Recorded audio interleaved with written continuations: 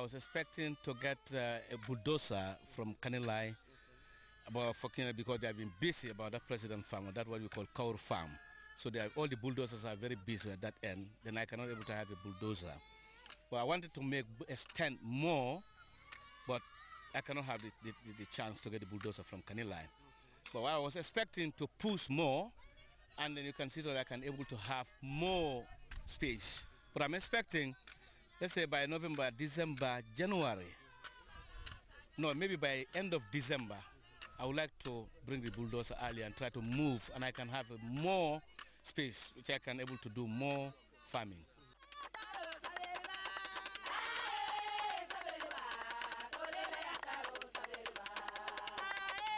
Samuel Ba, Grts.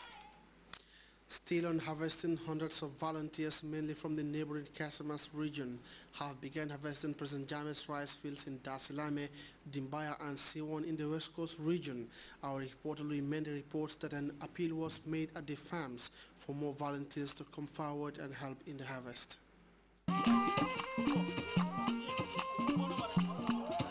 Such was the atmosphere at President Jammeh's Dasilame rice field, a traditional source of inspiration, energizing over 300 volunteers at work so that they wouldn't get too tired. Majority of these volunteers are from the neighboring Casamas.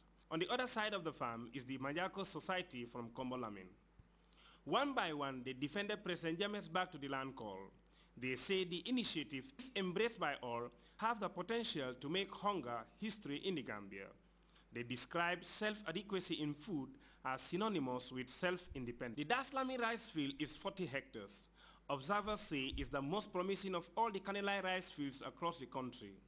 With 75% of the rice ready for harvest, what is the message?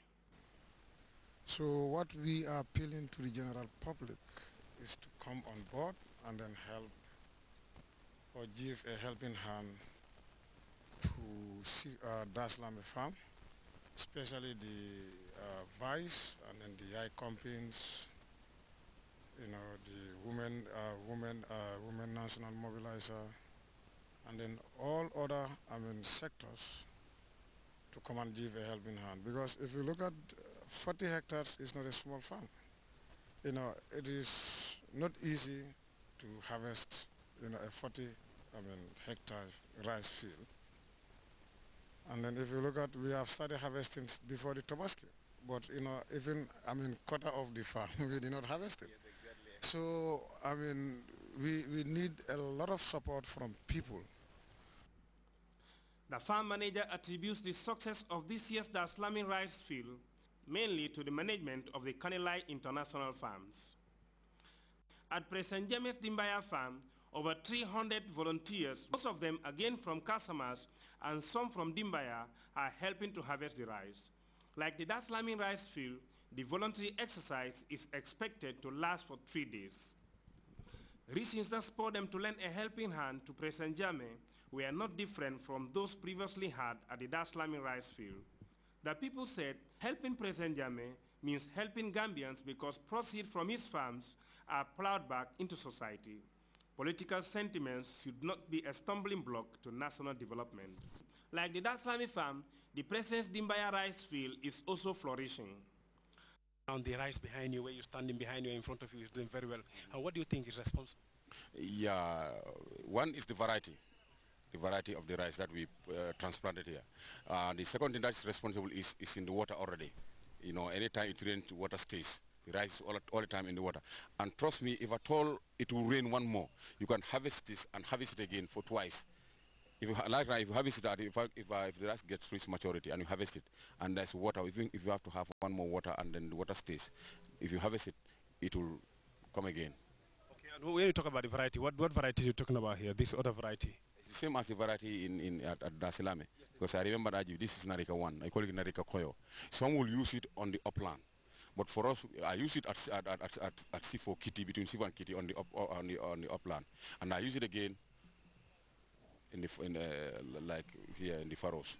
So and it's doing well here than in the upland, more than the upland, yes. Comparably, it does better in the Faroes than in the upland. Because according to maybe the agri people, they said it's normally used on the upland field, but we decided to use it here Just to see the Like just try like an experiment. experiment, yeah, and it's doing fine here, even more than, yeah, because when they gave it to me, they said we use it on the upland. I said, okay, I tried it on the upland. I did well, definitely did well on the upland, but it's equally doing even more better here than on the upland.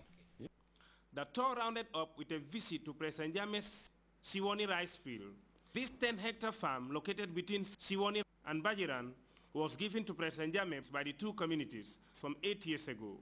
Volunteers from the two villages were busy harvesting the rice. The Daslami, Dimbaya, and Siwani rice field together stretches over 70 hectares.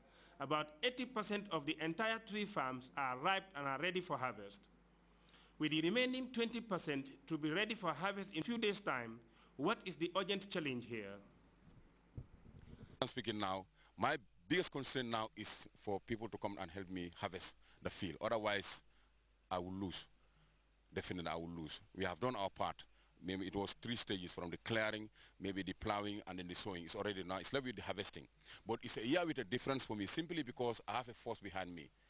The KGI Bojan was fully behind me. I want to thank him and his staff for their understanding, because if only you understand something, then you support. They understand what we are involved in, and he came full force to support me, and I want to thank him for that. He's there to represent the big man, and I want to inform the big man Pa has played this role. The Siwani rice field is divided into 2 parts. The other part is cultivated by the nation's first mother, Ajaratu Asombi Bojang. Maria Masane is one of the villagers who pioneered the initiative. The reason is, when a child does well, you praise the parent. President Jammeh's fortune, she went on, has transformed the entire nation, and one way the people of Siwani can give credit to the mother for the symbolic development is to cultivate this rice field for her. Louis Mendy, GRTS. A 20-year-old boy residing in Brikama in the West Coast region has fabricated a prototype helicopter and is working towards making it fly. Ibrahim Adrame, who dropped out of school due to financial problems, is said to be passionate about electric circuits, parts of damaged cars and metallic objects. As we hear in this report by Ajami Sise, the young man is not relenting in his quest to invent something meaningful. Brikama is a cosmopolitan township with a bustling market. It is one of the oldest settlements in the West Coast region. Over the years, the town has witnessed an unprecedented surge in rural-urban migration from various parts of the country. When Ibrahim Adrame and family migrated from the North Bank region some years back, Brikama presented an opportunity for this man to pursue his lifelong passion, recycling and fabricating metals and electric networking. At his family compound, Ibrahim Adrame brings together members of his community to watch him fix the essential parts to power the prototype helicopter. Inside the prototype helicopter, the small fragments and the decor has the trapping of a modern-day helicopter, only that he needs to lay hands on all the tools to make the thing fly. That's his dream for now. As he brandished what apparently looked like a birth certificate indicating he was 20 years old, Ibrahim Adrame said he wanted to prove a point after failing to proceed beyond basic and secondary school or grade 9. If I have someone who will assist me, well, for me, it's another way to express or show my sense of patriotism for the Gambia as a good citizen. I can say with certainty that if I get the tools I need, I will make greater things.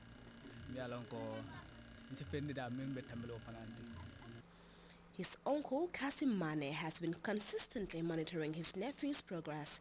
On a daily basis, he observes with delight Ibrahim Adrame's love affair with electronics and his penchant for physics. Uli Mane said since Ibrahim Adrame lost his mother years back, she has been amazed by the young man's ingenuity and can only hope and pray that one day time will tell, like the way his late biological mother once predicted. Something wonderful is going to come out from this chap.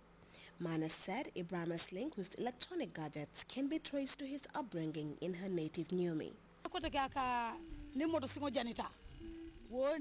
He went on like that and continued to pick parts from damaged or burned vehicles and design a prototype car. He once fabricated a prototype helicopter out of curtains and the thing started to fly. The whole community was amazed by this piece of ingenuity.